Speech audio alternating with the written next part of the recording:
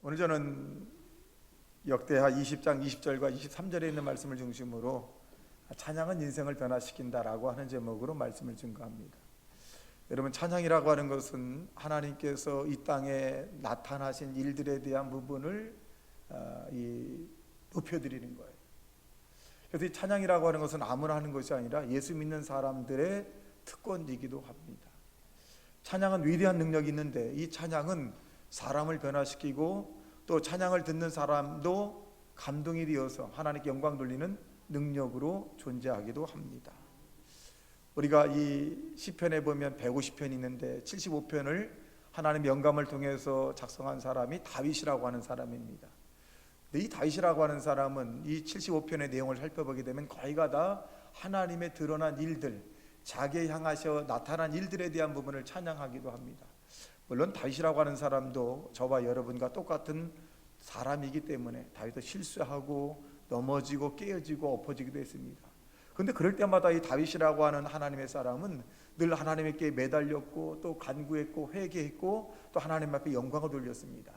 그랬더니 다윗을 향해서 하나님께서 말씀한 것은 뭐라고 말씀하냐면 내 마음에 합한 사람이 다윗이다, 이렇게 말씀하고 있습니다. 여러분, 다윗만 하나님 앞에 합한 사람이 되라는 법이 있겠습니까? 저와 여러분도 하나님을 찬양함으로 다윗과 같이 하나님 마음에 합한 사람이 되시기를 주님의 이름으로 축원합니다. 여러분, 이 찬양은 위대한 능력입니다. 아무나 찬양할 수 없다는 것입니다. 이 찬양은 삶을 변화시키는 능력뿐만 아니라 인생을 변화시키는 그런 능력도 내재해 있고 또 하나님을 영원롭게 하고 하나님의 보호자를 움직일 만한 그런 능력이 찬양이라고 하는 것입니다. 인생을 살아감에 있어서 누구는 하나님을 만나 인생이 바뀌는데 저와 여러분도 예수님 안에서 찬양함으로 우리의 인생도 주님이 원하는 인생으로 바뀌어지는 믿음의 사람이 되시기를 주님의 이름으로 축원합니다. 그렇다면 찬양은 어떤 능력이 우리에게 나타나는 것일까요? 본문을 통해 살펴보면 찬양은 이기게 하신다라고 말씀하고 합니다. 이긴다는 것이 뭐냐니까 승리라고 하는 얘기입니다. 여러분, 찬양은 믿음 있는 사람이 드려지는 것입니다. 찬양은 믿음이 있는 사람이 드려지는 것이지 믿음이 없는 사람은 찬양을 부르기에 굉장히 거북스럽습니다. 이스라엘의 하나님은 찬송 중에 거하시는 하나님이다, 이렇게 말씀하고 있듯이 찬양은 하나님이 가장 기뻐하는 그런 일 가운데 하나 일입니다. 오늘 본문의 내용을 살펴보면 여호사밧이라고 하는 왕이 나옵니다. 이 여호사밧 왕이 살던 이 주변의 나라를 보면 모압 자손과 암만 자손과 그리고 세일산 주민들이 연합군을 형성을 해서 이스라엘을 공격하기로 결정을 합니다. 천병을 통해서 보고받은 이 여호사밧 왕은 심장이 두근두근하기 시작을 합니다. 왜냐하면 이 세 나라의 연합군은 이스라엘이 감당하기가 굉장히 버거운 형태입니다. 아마 전면전을 하게 되면 이스라엘은 며칠이 못 돼서 그 세 나라의 연합군에 의해서 점령당해서 풍지박산이 될 그런 형국입니다. 그런데 이 여호사밧 왕이라고 하는 사람에게는 한 가지 믿음이 있습니다. 하나님에게 찬양을 드리면 그 여호와가 만군의 여호와이시니 이 전쟁에서 반드시 승리하게 해줄 것이라고 하는 그런 믿음이 있었습니다. 그래서 이 여호사밧 왕은 즉시로 오늘 본문에 보니까 많은 사람들을 모임을 청했습니다. 오늘 20절에 보니까 이렇게 말합니다. 이에 백성들이 아침에 일찍이 일어나서 드고하여 들으러 나가니라. 나갈 때 여호사밧이 서서 이르되 유다와 예루살렘 주민들아, 내 말을 들을지어다.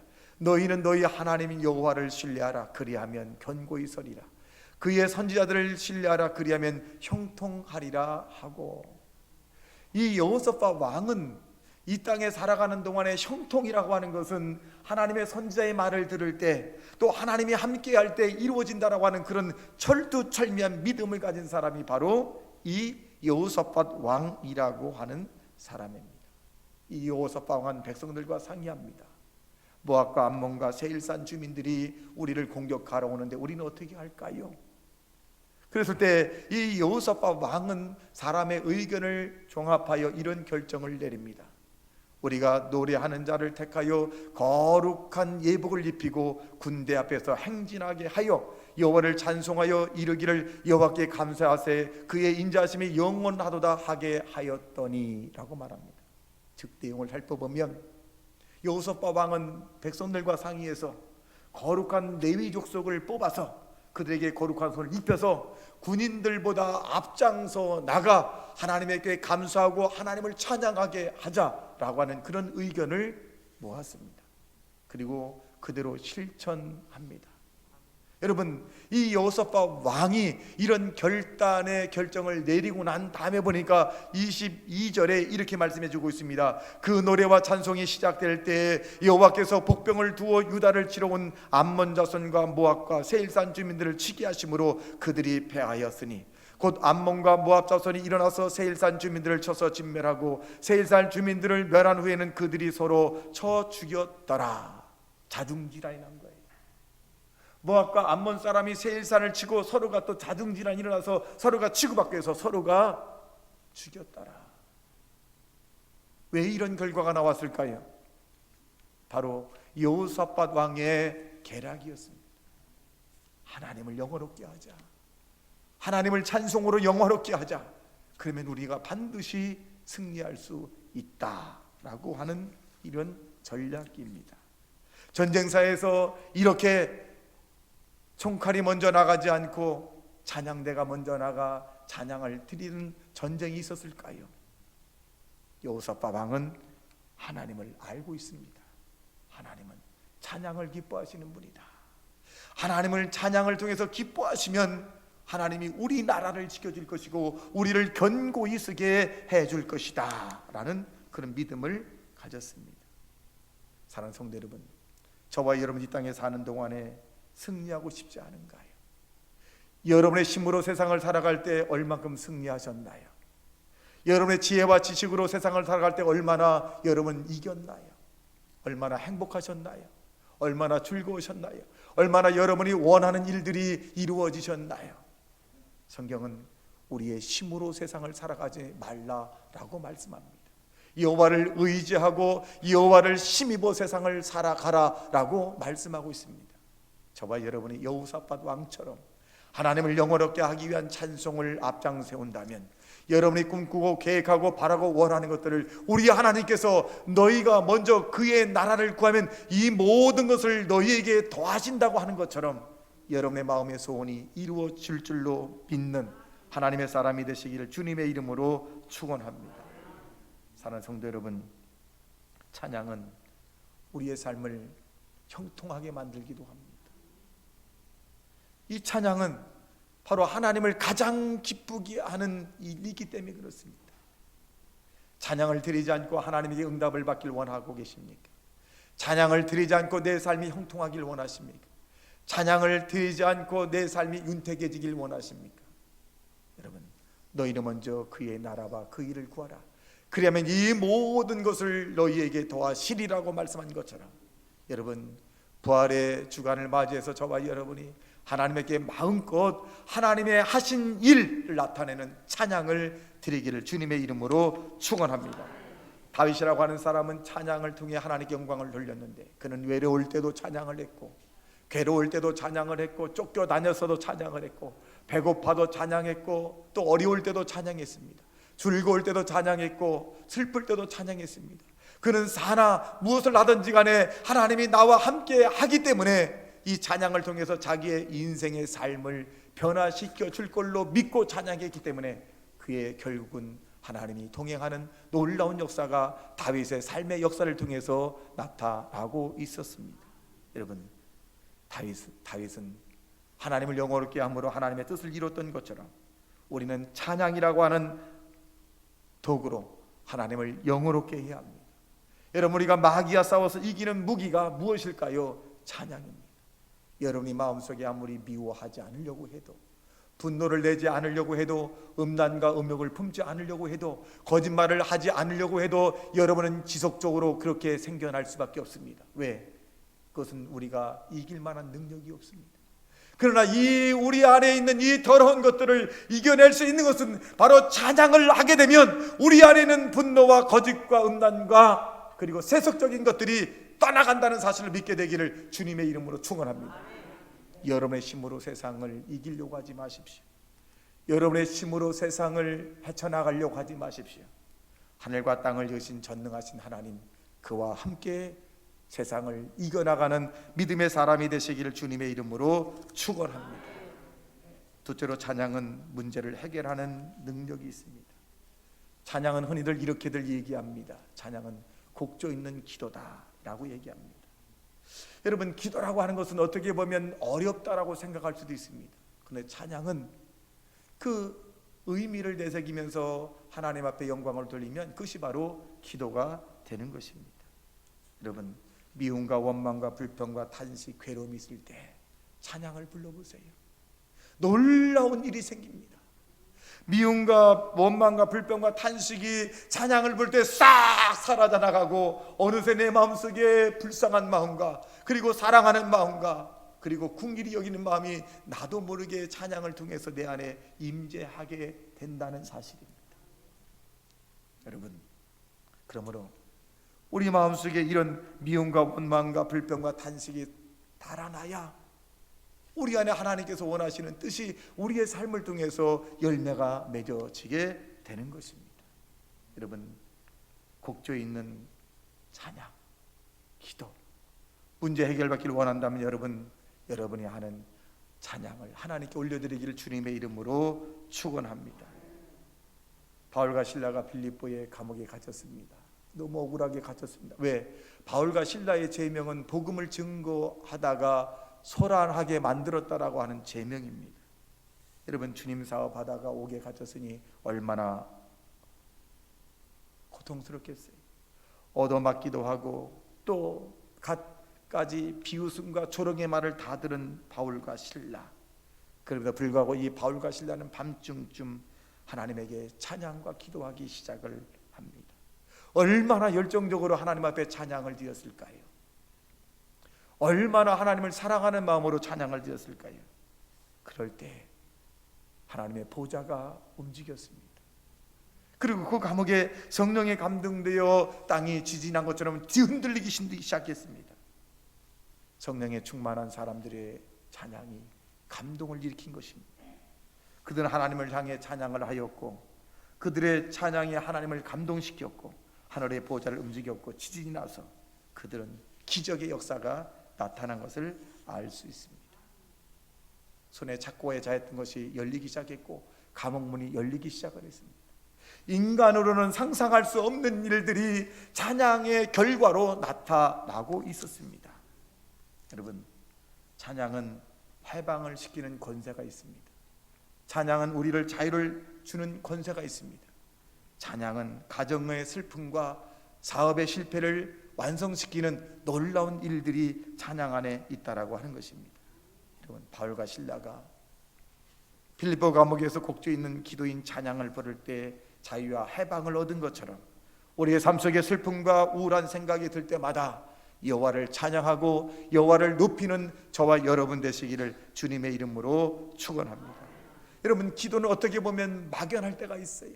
억울한 일을 당하고 답답한 일을 당하고 상처를 받고 그리고 고통의 날, 외로운 날이 왔을 때 내가 하나님 앞에 기도하고 싶은데 막연할 때가 있어요. 여러분이 구역 예배 때나 교회에서 불렀던 찬송을 펼쳐보세요. 그 찬송을 펼쳐보면서 여러분 그 찬송을 한번 불러보시기 바랍니다. 그러면 놀라운 일이 일어납니다. 여러분이 상상할 수 없는 일들이 일어나기 시작합니다. 믿음이 약한 자에게 믿음의 강성함이 일어나게 되고, 찬양을 부를 때 영적인 귀가 열리게 되고 영적인 눈이 열리게 되고, 그리고 마음의 문이 활짝 열려서 독생자 예수가 죽은 자 가운데 3일 만에 부활한 그것이 느껴지게 될 것이고, 하나님이 저 구말 장천에 계신 그 하나님이 아니라 내 곁에서 지금 나와 통행하시는 하나님을 여러분 알게 될 것입니다. 찬양, 곡조 있는 기도를 의미합니다. 찬양은 하나님께 드리는 향기이기도 합니다. 성경은 시편 69편 30절과 31절에 이렇게 말씀해 주고 있습니다. 다 같이 내가 노래로 한데 하나님의 이름을 찬송하여 감사함으로 하나님을 위대하시다 하리니 이것이 소 곧 뿔과 굽이 있는 황소를 드림보다 여호와를 더욱 기쁘시게 하게 될 것입니다. 여러분, 황소를 드림보다 하나님은 여러분의 찬양을 더 기뻐하신다는 것이, 하나님은 우리의 재물만 원하는 것이 아니라 그 재물보다 더 여러분의 진정과 신령으로 하나님께 드려지는 찬송을 받길 원하신다라고 말씀하고 있습니다. 시편 100편 4절과 5절의 말씀에 보면 이렇게 기록합니다. 감사함으로 그의 문에 들어가며 찬송함으로 그의 궁정에 들어가서 그에게 감사하며 그의 이름을 송축할지어다. 여호와는 선하시니 그 인자심이 영원하고 그의 성실하심이 대대 이르리로다. 하나님의 하신 일, 여러분의 하나님의 하신 일이 찬양에 다 나타나 있습니다. 저와 여러분이 감사함으로 하나님 앞에 찬송을 드릴 때 여러분의 경제적인 문이 열리게 될 것이고, 질병의 문제가 치유가 될 것이고, 가정의 문제가 회복될 것이고, 자녀의 문제가 온전한 일들로 돌아오게 될 것이고, 여러분, 이 찬양은 행복하게 만드는, 하나님의 축복을 만들어주는 그런 능력이 있다라고 하는 것입니다. 찬양을 부를 때 하나님을 영어롭게 하게 되는 것이고, 그 찬양 가운데 여러분도 이 땅에 사는 동안에 행복감을 느끼게 되는 것입니다. 힘들고 고통을 받을 때 하나님께 감사와 찬송을 드리면 마음의 불안이 싹 사라집니다. 여러분, 불안과 초조를 안고 살아가는 것이 아니라 찬양을 하나님께 드려지면 불안과 초조가 사라지는데, 왜 불안과 초조를 계속적으로 안고 왜 살아가십니까? 찬양에 치유제가 있는데, 우리가 인생을 살다 보면 예기치 않은 일들이 있을 수 있습니다. 그때 우리는 한계를 느끼게 됩니다. 나는 더 이상 여기서 할 수 있는 일이 없구나. 그 할 수 없는 일들이 자녀의 문제가 될 수 있고, 남편의 문제가 될 수 있고, 아내의 문제가 될 수 있고, 사업의 문제가 될 수 있고, 여러분 개인의 건강의 문제가 될 수도 있습니다. 나는 할 수 있는 게 없구나. 이것을 사람들이 두 글자로 이렇게 표현합니다. 고난이다. 고난. 그런데 사람에게는 고난이지만 하나님은 그 고난 가운데 더 좋은 것을 주시기 위한 계획이 있다라고 하는 사실입니다. 여러분, 고난이 없었다면 주님을 만났을까요? 고난이 없었다면 여러분이 생명책에 여러분의 이름이 기록되어 있을까요? 고난이 없었다면 여러분이 맛보는 하나님의 참된 평화를 지금 맛봤을까요? 고난이 없었다면 여러분 인생이 무엇 때문에 살며 왜 살며 어디로 가는지 알지 못했을 텐데, 고난이 있기 때문에 주님이 내 길이요 내 생명의 구세주가 된다는 사실을 알게 하셨잖아요. 우리의 한계가 고난인데, 그 고난은 축복으로 가장된 한계점이라고 하는 것입니다. 그 한계를 느껴질 때 살아계신 하나님, 우리 앞서서 많은 사람에게 질병을 치료하고 문제를 해결하시고 죽은 자를 살리고 갖가지 모든 어려움에서 해결해 주신 그 하나님을 찬양했듯이, 우리도 우리의 믿음의 선조들이 찬양한 것처럼 찬양한다면 여러분의 믿음대로 모든 것이 합력하여 선을 이루어 준다는 사실을 믿게 되시기를 주님의 이름으로 축원합니다. 그러므로 우리는 찬양을 부를 때 긍정적인 사람이 되는 것입니다. 찬양을 부를 때 힘이 납니다. 찬양을 부를 때 무언가 나에게 예기치 않은 그런 좋은 일들이 일어날 것 같은 그런 영감이 막 떠오르기 시작을 합니다. 찬양을 부를 때 부정적인 사람이 긍정적인 사람으로 막 바뀝니다. 할 수 없다, 안 된다, 끝장났다, 죽고 싶다, 이런 사람들이 찬양을 드릴 때 살고 싶다, 나도 할 수 있다, 나도 행복해질 수 있다 라고 하는 그런 꿈이 생기기 시작을 막 합니다. 사람들이 흔히 생각하기를 죽고 싶다. 여러분, 죽고 싶다라고 하는 이 자체가 살인입니다. 우리는 이 생명이 우리의 것이 아닙니다. 하나님이 우리에게 준 것입니다. 그런데 내 스스로가 죽고 싶다, 살고 싶지 않다, 여러분, 이것은 엄연히 하나님에 대한 도전입니다. 우리는 아파도 살아가야 되고, 괴로워도 살아가야 되고, 답답해도 살아가야 되고, 고통스러워 살아가야 되고, 힘들어도 살아가야 합니다. 그 고통 가운데, 그 한계점 가운데 나 여호와를 찾으라는 것입니다. 그러면 내가 아무것도 아닌 것처럼 너를 만들어 줄 것이다, 회복해 줄 것이라고 약속해 준 것입니다. 우린 스스로가 죽고 싶다라고 하는 말을 해서는 안 됩니다. 우리는 어쩌든 간에 예수 이름으로 살아가야 합니다. 여러분이 사시면서 하나님의 영광을 나타내고 하나님의 뜻을 이루어드리고 그리고 주변 사람에게 우리는 예수 그리스도의 나타나심을 증거하셔야 합니다. 우리는 다 하나님 앞에 서야 합니다. 그리고 결산을 내야 돼요. 많은 은혜를 준 사람에게는 하나님이 많은 은혜를 달라고 할 것이고 적은 은혜를 준 사람에게는 적은 은혜를 달라고 할 것입니다. 하나님 나라에 가서는 다 결산을 해야 합니다. 그 누구도 하나님 앞에 핑계할 수가 없습니다. 그러므로 저와 여러분의 찬양을 통해서 여러분 한계점을 고난을 극복하려고 하는 그런 믿음을 가지셔야지 삶을 포기하거나 죽고 싶다거나 인생의 의미가 없다라고 하는 것은 하나님에 대한 엄연한 도전입니다. 하나님은 이 땅에 사는 동안에 저와 여러분이 즐겁고 기쁘고 감사하고 행복하게 살아가라라고 명령하셨습니다. 그리고 땅에 있는 모든 것을 정복하며 다스리라고 말씀하셨습니다. 그런데 우리 스스로가 힘듭니다. 하나님 아니에요. 힘이 왜 들까요? 주님과 함께 동행하지 않기 때문에 힘든 거예요. 주님을 의지하지 않기 때문에 삶에 기쁨이 없는 거예요. 초가상칸이라도 주님과 함께 있으면 행복합니다. 여러분이 어렸을 때 그렇게 생각했을 거예요. 집 한 칸만 장만하면 행복할 것 같다. 돈만 조금만 모으면 행복할 것 같다. 내가 어느 정도 내가 직장에서 좀 좋은 위치만 가면 행복할 것 같다. 아이들이 잘 자라줘서 이렇게 하면 행복할 것 같다. 여러분 행복하신가요? 그 행복은 끊임없이 우리로 하여금 갈증을 느껴줍니다. 환경으로 인한 우리의 행복은 한계가 있습니다.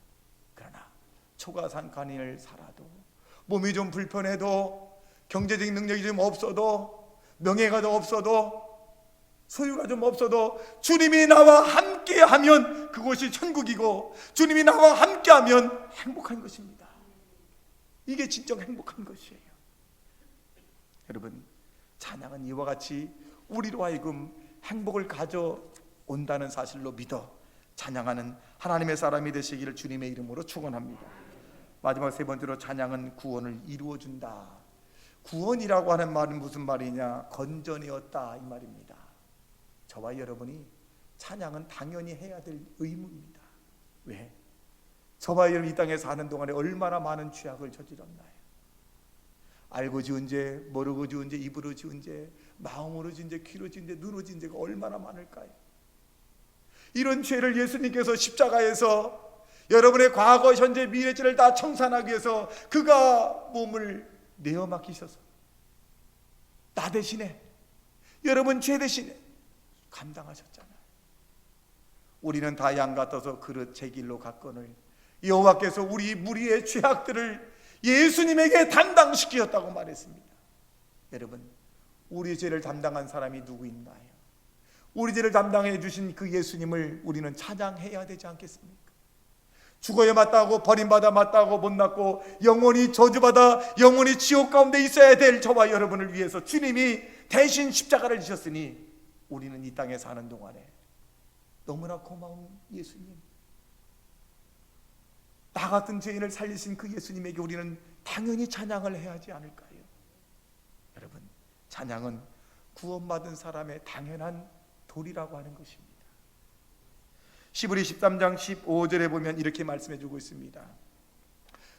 그러므로 우리는 예수로 말미암아 항상 찬송의 제사를 하나님께 드리자. 이는 그 이름을 증언하는 입술의 열매니라. 또 성경에 보면 시편 50편 23절에 보니까 감사로 제사를 드린 자가 나를 영화롭게 하나니 그의 행위를 옳게 하는 자에게는 내가 하나님의 구원을 보이리라 라고 말씀하셨습니다. 에베소 5장 19절과 20절의 말씀에 보면 시와 찬송과 신령한 노래들로 서로 화답하며 너희의 마음으로 주께 노래하며 찬송하며 범사에 우리 주 예수 그리스도 이름으로 항상 아버지 하나님께 감사하라 라고 말씀하고 있습니다. 여러분 저와 여러분이 살아가는 이 자체가 감사하셔야 합니다. 왜 감사하셔야 되냐? 저와 여러분은 선택받은 사람 아니겠습니까?